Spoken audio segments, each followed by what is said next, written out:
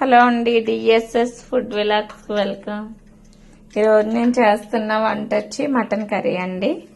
Onions, పచ్చిమిర్చి, కొత్తిమీర, mutton, అల్లం వెల్లుల్లిపాయ, జీలకర్ర పేస్ట్ అండి. ఆయిల్ హీట్ ఎక్కుతుంది.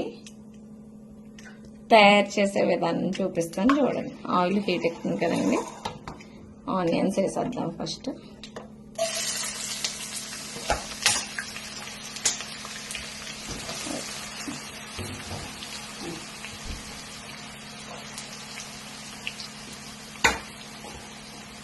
ఆనియన్స్,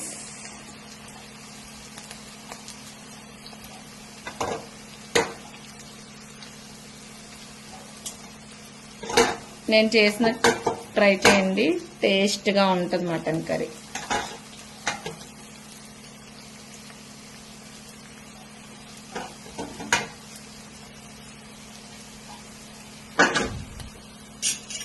సైడ్ చూసారండి, సిమ్లో పెట్టుకొని మగ్గబెట్టాలండి.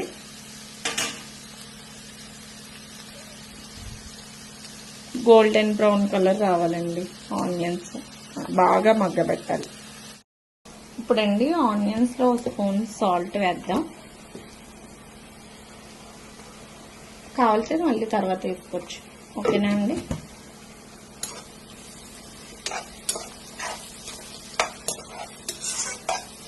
బాగా మగ్గాలి ఉల్లిపాయలు. సరేనండి, చూసారా మూత పెట్టేస్తున్నాను మళ్ళీ. ఆనియన్స్ బాగా మగ్గిపోయినాయి చూసారా.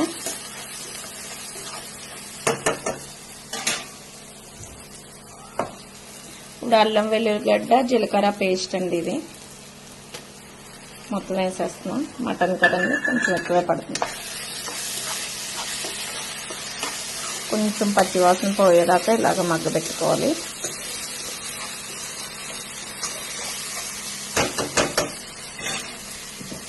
మటన్ వేసేద్దాం ఇప్పుడు.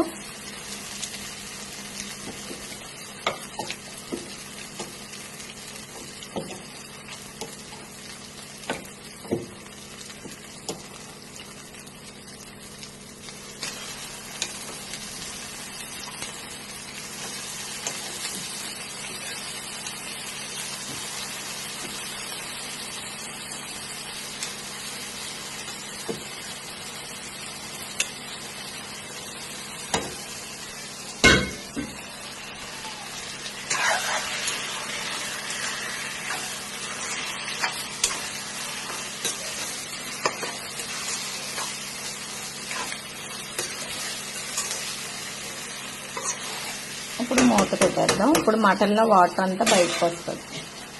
మూత పెడితే తర్వాత ఉప్పు కారం అన్నీ వేద్దాం. ఇదిగోండి కారం, మటన్ మసాలా, గరం మసాలా.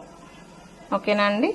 ఇవన్నీ అది కొంచెం మటన్లోంచి వాటర్ వచ్చాక అప్పుడు వేద్దామండి. ఇదిగోండి వాటర్ అంతా బయటకు వచ్చేసింది కదా. ఇప్పుడు ఇవి వేసేద్దామండి. కారం గట్ట అన్నీ. ఓకేనా.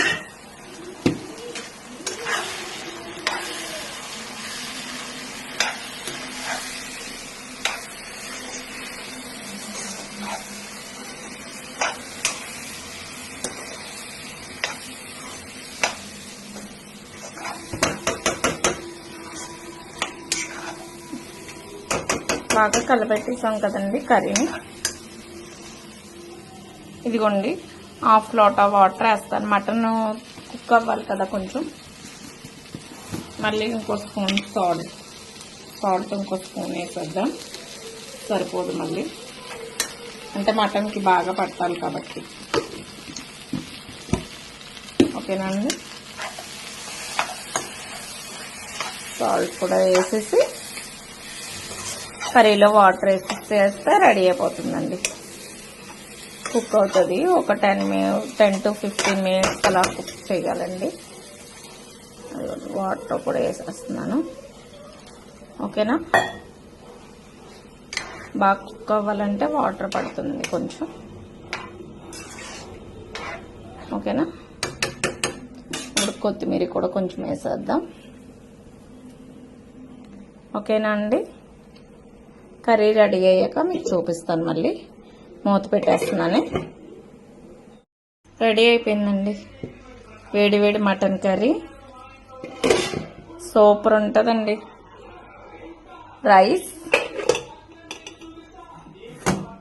ఆనపకాయ పాలు కర్రీ. ఓకేనా అండి. మా ఛానల్ మీకు నచ్చినట్టయితే మా వీడియోస్కి లైక్ చేయండి, సబ్స్క్రైబ్ చేయండి, షేర్ చేయండి. ఓకేనా అండి. మీకు ఏమన్నా ఇంకా రెసిపీస్ కావాలితే నాకు కామెంట్ చేయండి. బాయ్.